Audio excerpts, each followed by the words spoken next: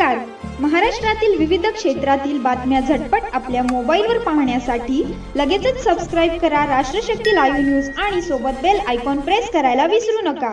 आबा, खरं तर तुम्ही आक्षेप घेतलेला आहे नूतन नगराध्यक्ष सिद्धी वस्त्रे यांच्या जातीच्या दाखल्याला. नक्की काय आपली भूमिका आहे, काय आक्षेप घेतलेले आहेत? प्रथम तर सिद्धीताई वस्त्रे यांनी परवा 5 तारखेला मोहोळ नगराध्यक्ष पदाचा पदभार स्वीकारला. मी जनतेच्या कौलचं आणि जनतेने दिलेल्या मॅन्डेटचं स्वागत करतो आणि प्रथमतः त्यांना या पदावर बसल्याबद्दल मी माझ्या भगिनी सिद्धीताई वस्त्रे यांना शुभेच्छा देतो. त्यांनी मोहोळचा नगराध्यक्षपदाचा कारभार चांगला करावा आणि त्या करतील मी, याच्याबद्दल माझ्या मनात शंका नाही.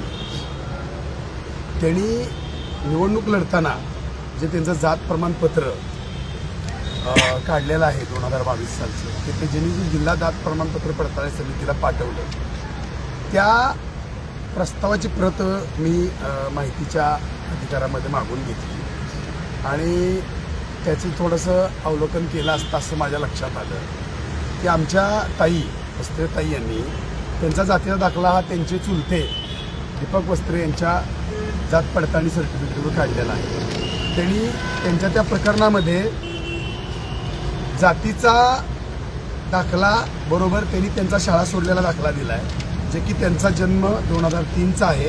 त्याच्यामध्ये बेडाजंगम आहे. त्यांनी त्यांचे वडील राजू विश्वनाथ वस्त्रे यांचा 1969चा पुरावा दिला आहे, त्याच्यामध्येही बेडाजंगम आहे.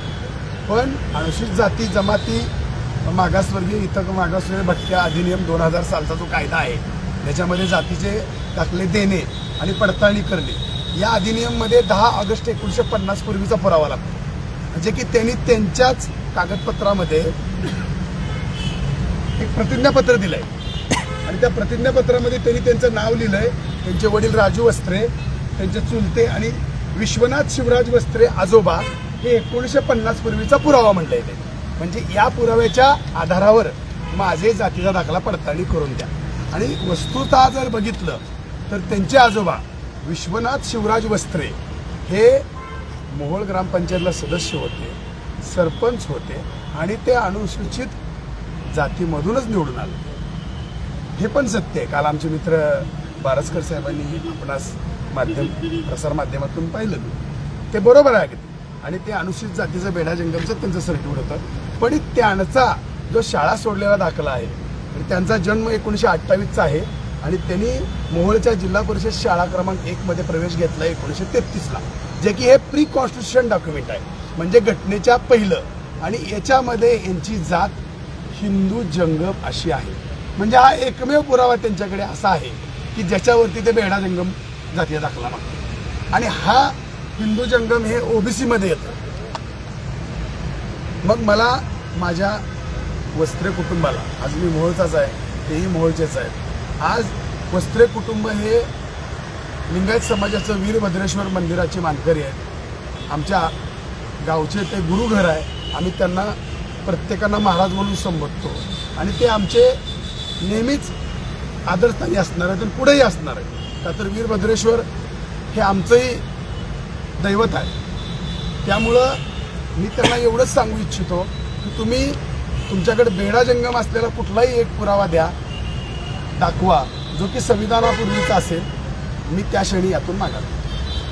त्यांचा असा दावा आहे की पूर्वी एससीसाठी किंवा जो बेडाजंगम आहे ते त्यासाठी वेगळी याची तरतूद नव्हती, मात्र त्यामुळे त्यांच्या आजोबांनी निवडणूक लढवलेली आहे त्या दाखल्यावरती, म्हणून त्यांचा जो काही आताचा जो दाखला आहे तो त्याच बेसवरती आहे. नाही, जातीचा दाखला हा पुरावा होऊ शकतो, कारण जात पडताळणी अधिनियम जो कायदा आहे 2000 सालचा, ज्याच्यामध्ये जात प्रमाणपत्र देणे आणि जात प्रमाणपत्र पडताळणी करणे, या कायद्यामध्ये तुम्हाला एकतर शाळा सोडलेले दाखले, जन्म मृत्यू रजिस्टर किंवा तुम्हाला महसुली रेकॉर्ड की ज्याच्यावरती जातीचा उल्लेख आहे, किंवा स्वातंत्र्यपूर्व काळात तुमच्या घरात कोणी सर्व्हिसला असेल तर त्या सर्व्हिस बुकमध्ये जातीशी नोंद असा, किंवा तुम्ही जमीन खरेदी केली, जमीन विक्री केली, जमीन गहाण टाकली तर पूर्वी त्याच्यामध्ये जातीचा उल्लेख केला जायचा. तर अशा कुठल्याही प्री कॉन्स्टिट्यूशन म्हणजे घटनेच्या आधीचे हे डॉक्युमेंट की त्याच्यामध्ये बेडाजंगम असा पुरावा पाहिजे. त्यांनी फक्त इंटॅक्ट एकाच गोष्टीवरती करतात की हा तो त्यांच्या चुलत्यांचा कास्ट व्हॅलिडिटी जी 29/7/2013 रोजी त्या कार्यालयात दाखल झाली आणि 22/8/2013 त्यांना फक्त 25 दिवसामध्ये ही व्हॅलिडिटी दिली. साहेब, बेडा जंगम किंवा इतर मागास ज्या अनुसूचित जातीतल्या जाती आहेत त्यांचं जर जातीचं पडताळणी करायची म्हणली तर दक्षता पथक करावं लागतं की जे की एक पोलीस निरीक्षक करतात आणि नंतर त्या दक्षता पथकाच्या अहवालावरती त्या जिल्हा जात पडताळणी न्यायालयात ती केस चालते, तो निकाल येतो. अशा सगळ्या प्रक्रियेला कमीत कमी 60 ते 90 दिवस लागतात. मात्र हे 25 दिवसात दिलेलं सर्टिफिकेट सुद्धा हा संशोधनाची गोष्ट आहे. आणि विशेष सांगतो की त्यांचं certificate 10/10/1978 tehsildar and executive magistrate Mol यांनी दिलंय. आणि विशेष बाब म्हणजे कास्ट सर्टिफिकेटला नंबरच नाही, नील म्हणून ह्याच्यात दिलेला आहे. मग त्यावेळेच्या समितीने हे कास्ट सर्टिफिकेट दिलेलं ओरिजिनल आहे की नाही हे पाहणं गरजेचं होतं. इथं बघितलं गेलं नाही, ह्याच्यामध्ये नील असं दिलेलं आहे. आणि मी असा कुठेही दावा करत नाही की वस्त्रे कुटुंबानी कुठलीही खोटी कागदपत्र आणली, काहीतरी फ्रॉड कागदपत्र आणली, अजिबात नाही. त्यांनी जे कागदपत्र सादर केले ते सगळी खरी आहेत. हा दाखला सुद्धा व्हॅलिडिटी सुद्धा खरा आहे. पण मग यामध्ये अधिकारी कोणी चुकीच्या पद्धतीने कामकाज हो, केलं आक्षेप आहे? नक्की. मी त्यावेळेच्या सोलापूर जिल्हा जात पडताळणी समितीवरती माझा पूर्ण आक्षेप आहे. कारण ज्या जात प्रमाणपत्रावरती नंबरच नाही, नील आहे, ते जात प्रमाणपत्र तुम्ही व्हॅलिड कसं करू शकता? आणि तुम्ही कुठला पुरावा घेतला त्या आणि ह्या जात प्रमाणपत्र पडताळणीची नसती. सोलापूर जिल्हा जात पडताळणी ऑफिसमध्ये मी अर्ज दिलेला आहे सर. आज जवळजवळ 4 दिवस झाले ती नसती हुडकतायत, ती नसती सापडत नाही. हे प्रमाणपत्र कुठल्या आधारावर दिलं एवढं माझं म्हणणं आहे. जर या प्रसारमाध्यमाच्या आपल्या माध्यमातून माझं वस्त्री कुटुंबांना एक नम्र विनंती आहे, जर आपल्याकडे या प्रकरणाची नसती असेल तर आपण जिल्हा जात प्रमाणपत्र पडताळणीला जमा करावी, जेणेकरून जर माझा काय ह्या प्रकरणामध्ये गैरसमज झाला असेल तर तो निघेल. आणि तुमच्याकडे जर 1950 पूर्वीचा बेडा जंगम नावाचा पुरावा, जर प्री कॉन्स्टिट्यूशनचा महसुली रेकॉर्ड, जन्म मृत्यू रजिस्टर किंवा शाळा सोडलेला दाखला अन्य कुणाचा, विश्वनाथ शिवराज वस्त्रे जे आम्ही त्यांना महाराज म्हणून संबोधायचो, महाराज आजोबा, ते आजोबा आमचे सरपंच होते, त्यांनी ग्रामपंचायत सदस्य केलं, त्यांनी संचार पेपरची पत्रकारिता 40 वर्ष केली, आम्ही त्यांचा आदर करतो. त्यांच्या शाळा सोडल्या दाखल्यावर तर जंगम आहे, मग त्यांच्या कोणत्या रक्तातल्या नातेवाईकाचा पुरावा असेल तर द्यावा. मी इमिजिएटली त्या क्षणी माघार घ्यायला तयार आहे. यशवंत मानेंचा देखील दाखला काल भारत सरांनी जर त्यात म्हणतात की क्षीरसागर कुटुंबाला केवळ फक्त आक्षेप घेणं एवढंच काम आहे, निवडून झाल्यानंतर दाखल्यांवर आक्षेप घेण्याचंच काम आहे. पारसकरांना, ते माझे मित्र आहेत, चांगले मित्र, त्यांचा नगराध्यक्ष निवडून आला त्याबद्दल त्यांचं अभिनंदन. त्यांनी काल काय बोलले की क्षीरसागर हे न्यायालयीन लढाईत लढू द्या आणि आम्ही विकास कामं करू. साहेब, तुमचा काहीतरी गैरसमज होतोय. 20 नगरसेवकामधले 11 नगरसेवक आमच्या भारतीय जनता पार्टीचे आले. त्या ठिकाणी उपनगराध्यक्ष आमचा होणार आहे. त्या ठिकाणी 50% वर कमिटी आम्हाला मिळणार आहेत. त्यामुळे विकास तुमच्यापेक्षा जास्त मूळचा आम्ही करणार आहोत. आणि तुम्ही विसरलात का की महाराष्ट्रामध्ये युतीचं सरकार आहे आणि त्या सरकारमध्ये आमचे मुख्यमंत्री आहेत आणि तुमचे उपमुख्यमंत्री आहेत. आता निवडणूक संपली साहेब, आता आपल्याला मिळून मोहळचा विकास करायचा आहे. त्यामुळे तुम्ही असल्या काहीतरी वल्गना करू नका. आपल्याला मोहळचा विकास तुम्हाला आणि मला दोघांनाही करायचा आहे आणि तो निश्चित आपण करायचा आहे. महायुतीचं सरकार खूप सक्षम आहे. आदरणीय देवेंद्र फडणवीस बी सक्षम आहेत मुख्यमंत्री आणि उपमुख्यमंत्री एकनाथजी शिंदे बी सक्षम आहेत आणि अजितदादाही सक्षम आहेत.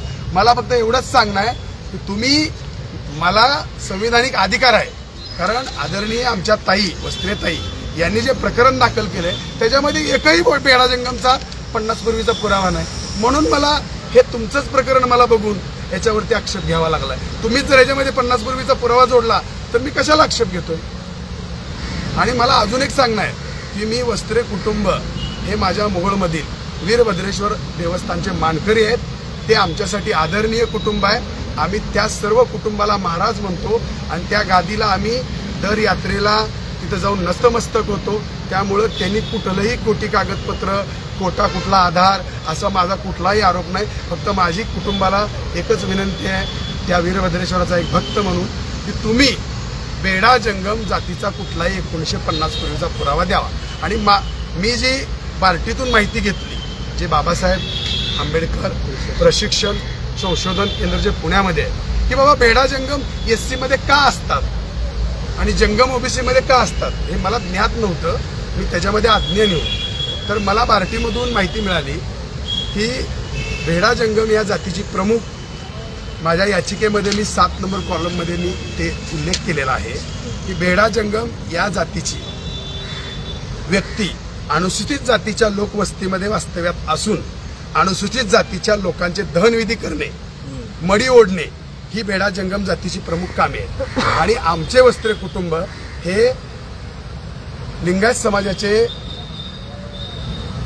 कुलदैवत, आराध्य दैवत त्याचे मानकरी आहेत आणि त्याची धर्मदाय आयुक्ताला च्या कार्यालयात नोंद आहे आणि ते त्याचे गेली कित्येक पिढ्या मानकरी आहेत. मग मानकरी कुटुंब हे माझं एक समज आहे की मानकरी कुटुंब हे बेडा जंगम असू शकत नाही. जर माझं काही चुकत असेल तर वस्त्रे कुटुंबाने माझी चूक दुरुस्ती करावी. मी या ठिकाणी हात जोडून वस्त्रे कुटुंबाला नमस्कार करतो, त्यांचा आदर करतो आणि त्यांनी पुरावा द्यावा, मी माघार घेतो.